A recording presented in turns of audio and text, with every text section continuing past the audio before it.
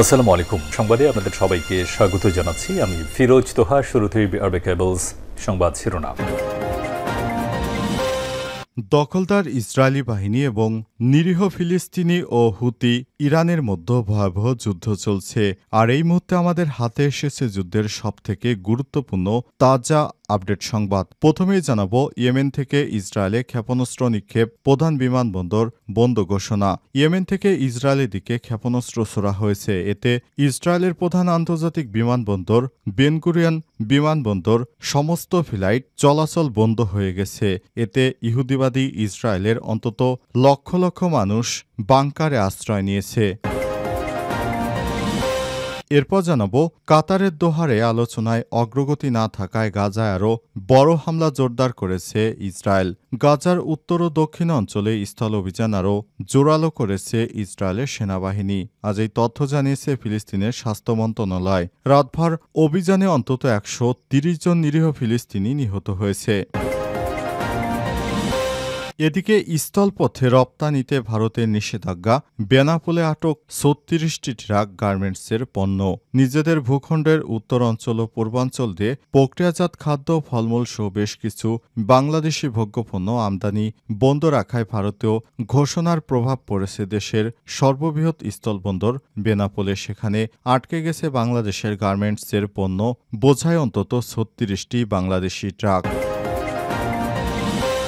এবারে জানাবো, ভারতে আওয়ামী লীগের 3 নেতাকে গ্রেপ্তার। ভারতের পশ্চিমবঙ্গের উত্তর 24 পরগনা জেলার বিভিন্ন এলাকা থেকে অভিযান চালিয়ে 3 বাংলাদেশি আওয়ামী লীগের নেতাকে গ্রেপ্তার করেছে ভারতীয় পুলিশ। তারা হলেন মোহাম্মদ কামাল শেখ, মোহাম্মদ মেহেদি হাসান এবং মজনু মিয়া। 52 বছর বয়সী মজনু মিয়ার বাড়ি খুলনার দৌলতপুর এলাকায় এবং 40 বছর বয়সী কমল শেখের বাড়ি খুলনার বেতকাশি এলাকায় এবং হাসানের বাড়ি ঠিকানা জানা যায়নি। তারা আওয়ামী লীগের রাজনীতির সঙ্গে সক্রিয় সদস্য ছিলেন। এবং সর্বশেষ জানাবো, সীমান্তে হামলায় 2 বিজিবি সদস্য আহত। লালমনিরহাটের পাটগ্রামে মাদক চোরা কারবারিদের হামলায় বিজিবির 2 জন সদস্য আহত হয়েছে। এই ঘটনায় বিজিবি বাদী হয়ে পাটগ্রাম থানায় একটি মামলা দায়ের করেছে। রাত 2টায় উপজেলার জগৎবের ইউনিয়নের মোহাম্মদপুর গ্রামে সীমান্তে এই ঘটনা ঘটে। প্রিয় দর্শক, এতক্ষণ শুনছিলেন সংবাদ শিরোনাম, এবারে বিস্তারিত। তবে তার আগে বন্ধুরা, অনুরোধ থাকবে এই সংবাদটিতে একটি লাইক দিন। এই চ্যানেলে আপনি নতুন হয়ে থাকলে আমাদের সংবাদটি দেখতে দেখতে চ্যানেলটি সাবস্ক্রাইব করে রাখুন। কমেন্ট করে বন্ধুরা আপনার মূল্যবান মতামত জানিয়ে দিন আপনি বিশ্বের কোন দেশ থেকে বা বাংলাদেশের কোন স্থান থেকে আমাদের সংবাদটি দেখছেন এবং শুনছেন। আর বন্ধুরা, গাজা যুদ্ধে আপনি যদি নিরীহ ফিলিস্তিনিদের ভালোবেসে থাকেন, কমেন্টে ইয়েস লিখে বিশ্ববাসীকে জানিয়ে দিন। এবারে বিস্তারিত। ইয়েমেন থেকে ইসরায়েলে ক্ষেপণাস্ত্র নিক্ষেপ, প্রধান বিমানবন্দর সাময়িক বন্ধ। ইয়েমেন থেকে ইসরায়েলের দিকে ক্ষেপণাস্ত্র ছোড়া হয়েছে। এতে ইসরায়েলের প্রধান আন্তর্জাতিক বেন গুরিয়ন বিমানবন্দর সমস্ত ফ্লাইট চলাচল বাতিল করা হয়েছে। তবে বিমানবন্দরটিতে উড়োজাহাজ ওঠানামায় সাময়িক স্থগিত কত সময় কার্যকর হবে সে সম্পর্কে সুনির্দিষ্ট কোনো তথ্য জানা যায়নি। বেন গুরিয়ন ইসরায়েলের প্রধান সবথেকে ব্যস্ত আন্তর্জাতিক বিমানবন্দর। চ্যানেল 12 এক বরাতে তথ্য জানিয়েছে কাতার ভিত্তিক সংবাদ মাধ্যম আল জাজিরা। চ্যানেল 12 ইসরায়েলি সামরিক বাহিনীর বরাত দিয়ে জানায়, ইয়েমেন থেকে ক্ষেপণাস্ত্র ছোড়া হলে ইসরায়েলের মধ্যাঞ্চল জুড়ে সাইরেন বেজে ওঠে। ক্ষেপণাস্ত্রটি ভূপাতিত করা হয়েছে বলে দাবি করেছে ইসরায়েল। উল্লেখ্য, চলতি মাসের শুরুর দিকে হুতিদের ছোড়া একটি ব্যালিস্টিক ক্ষেপণাস্ত্র বেন গুরিয়ন আন্তর্জাতিক বিমানবন্দরের সীমানায় আঘাত হেনেছিল। এতে বিমানবন্দরের একটি সড়ক ও একটি যানবাহন ক্ষতিগ্রস্ত হয়। এখনও কয়েক ঘন্টার জন্য উড়োজাহাজের ওঠানামা বন্ধ রাখা হয়েছে। এ অবস্থায় ইসরায়েল এখন ভয়ানক বিপদে পড়েছে, কারণ তাদের এটি একমাত্র আন্তর্জাতিক সবথেকে বড় বিমানবন্দর।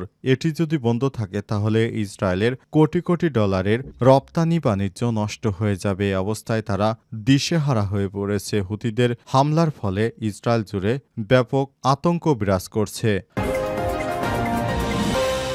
দোহার আলোচনায় অগ্রগতি না থাকায় গাজায় আবারও হামলা জোরদার করেছে ইসরায়েল। গাজার উত্তর ও দক্ষিণ অঞ্চলে স্থল অভিযান আরও জোরদার করেছে ইসরায়েল সেনাবাহিনী। আজ এই তথ্য জানানো হয়েছে। ফিলিস্তিনি স্বাস্থ্য মন্ত্রণালয় জানিয়েছে শনিবার রাতভর হামলা ১৩০ জন নিরীহ ফিলিস্তিনি নিহত হয়েছে। আবার নতুন করে স্থল অভিযান শুরু করেছে ইসরায়েলের সেনাবাহিনী। খবর রয়টার্সের। কাতারের রাজধানী দোহায় শুরু হওয়া হামাসের সঙ্গে নতুন যুদ্ধবিরতি নিয়ে আলোচনার কোনো অগ্রগতি না হয় ইসরায়েল গাজায় হামলা জোরদার করার ঘোষণা দিয়েছে। উভয় পক্ষই এই যুদ্ধবিরতি আলোচনায় অগ্রগতি না হয় বিষয়টি জানানো হয়েছে। ইসরায়েলের প্রধানমন্ত্রী বেঞ্জামিন নেতানিয়াহুর অফিস জানিয়েছে দোহায় শুরু হওয়া সমাবেশে সর্বশেষ আলোচনার মধ্য গাজায় যুদ্ধবিরতি এবং জিম্মিদের মুক্তির জন্য হামাসকে প্রত্যাহার ও তাদের নিরস্ত্রীকরণের কথা বলা হয়েছে। কিন্তু হামাস আগে থেকে এই প্রস্তাবের বিরোধিতা করে আসছে।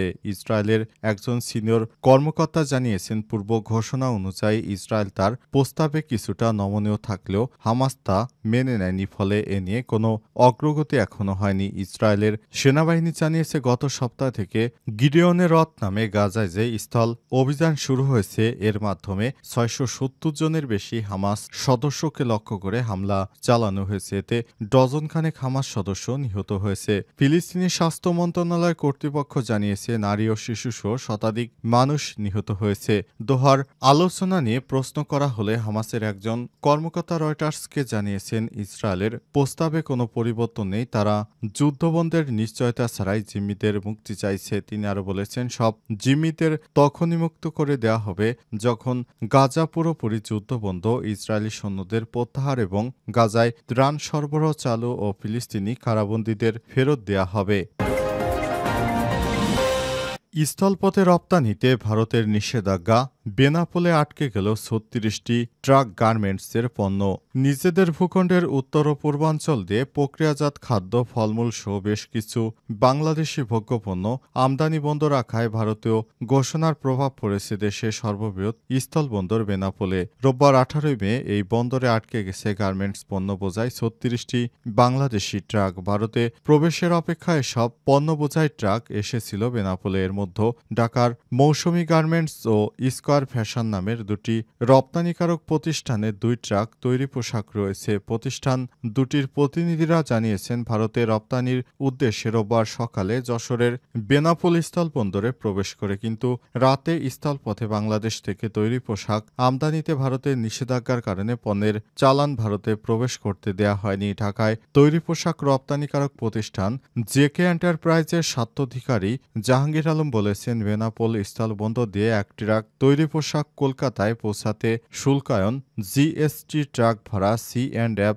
এজেন্ট সব মিলিয়ে ৬ লক্ষ টাকা খরচ হয়। সর্বোচ্চ ২-৪ দিনেই পণ্যের চালান পৌঁছে যায় গন্তব্যে। অপরদিকে চট্টগ্রাম বন্দর দিয়ে এক ট্রাক পণ্য কলকাতায় পাঠাতে প্রায় ১২ লক্ষ টাকা খরচ হবে। এ সময় লাগবে ২০ থেকে ২৫ দিন। তবে বেনাপোল কাস্টমস হাউসের অতিরিক্ত কমিশনার শরীফ হাসান বলেছেন ভারতের চিঠির আলোকে তৈরি পোশাকের ট্রাক স্থলবন্দর দিয়ে প্রবেশ করার সুযোগ নেই। এদিকে ভারতের Petrapole clearing and forwarding agent staff অ্যাসোসিয়েশনের সাধারণ সম্পাদক কার্তিক চক্রবর্তী বলেছেন বাংলাদেশ থেকে বেশ কয়েকটি পণ্য আমদানিতে নিষেধাজ্ঞা জারি করেছে ভারতের বাণিজ্য ও শিল্প মন্ত্রণালয়ের বৈদেশিক বাণিজ্য অধিদপ্তর। তবে যে সকল পণ্যের এলসিটিটি হয়ে গেছে সেগুলো যাতে আমদানি করা যায় সেজন্য কাস্টমসে আলোচনা চলছে। এ বিষয়ে এখনো কোনো বিস্তারিত তথ্য জানা যায়নি, তবে দেখা যাক শেষ পর্যন্ত কি হয়। সীমান্তে হামলায় ২ বিজিবি সদস্য আহত। লালমনিরহাটের পাটগ্রামে সীমান্তে মাদক চোরাকারবারিদের হামলায় বিজিবির ২ জন সদস্য আহত হয়েছে। এই ঘটনায় বিজিবি বাদী হয়ে রোববার দুপুরে পাটগ্রাম থানায় একটি মামলা দায়ের করেছেন। রোববার ১৮ মে রাত ২টা উপজেলার জগৎবেড়ি ইউনিয়নের মোহাম্মদপুর গ্রামে সীমান্তে এই ঘটনা ঘটে। আহত ২ জনই নাজির গোমানি বিজিবি ক্যাম্পের সদস্য। ২ জন হলেন অনুপ কুমার ২৯ ও মনিরুজ্জামান ২৯। ২ জনই পাটগ্রাম হাসপাতালে চিকিৎসাধীন। আহত ২ জনই নাজির গোমানি বিজিবি ক্যাম্পের সদস্য। বিজিবি জানায় গভীর রাতে উপজেলার জগৎবেড় ইউনিয়নের মোহাম্মদপুর সীমান্তের শূন্যরেখা অতিক্রম করে মোটরসাইকেল নিয়ে সীমান্তে যায় ২ চোরাকারবারি। খবর পেয়ে নাজির গোমানি বিজিবি ক্যাম্পের কমান্ডার নায়েব সুবেদার হাসিবুর রহমানের নেতৃত্বে টহল দল দলের সদস্যরা অভিযানে যায়। এ সময় তাদের উপস্থিতি টের পেয়ে ভারত থেকে পাচারকৃত মাদকদ্রব্যের ব্যাগ পিঠে নিয়ে মোটরসাইকেল ফেলে পালিয়ে যায় দুই চোরাকারবারি। পরে মোটরসাইকেলটি জব্দ করে ক্যাম্পে নিয়ে যাওয়ার সময় মোহাম্মদপুর এলাকায় পথরোধ করে বিজিবি সদস্যদের উপর হামলা চালিয়ে চোরাকারবারির একটি দলের সময় ওই দুই বিজিবি সদস্য আহত হয়। পরবর্তী সময়ে রাত ৩টায় আহতদের উদ্ধার করে পাটগ্রাম উপজেলা স্বাস্থ্য কমপ্লেক্সে ভর্তি করা হয়। এই ঘটনায় নাজির গোমানি ক্যাম্প কমান্ডার নায়েব সুবেদার আসিফুর রহমান বাদী হয়ে জগৎবের ইউনিয়নের বেশ কয়েকজন চোরাকারবারির নাম ও অজ্ঞাত পরিচয় আসামির নাম উল্লেখ করে একটি মামলা দায়ের করেছে। পাটগ্রাম থানার পুলিশ পরিদর্শক তদন্ত স্বপন কুমার সরকার কালবেলাকে বলেছেন, বিজিবি বাদী হয়ে একটি মামলা দায়ের করেছে, ব্যাপারে আইনগত ব্যবস্থা গ্রহণ করা হচ্ছে।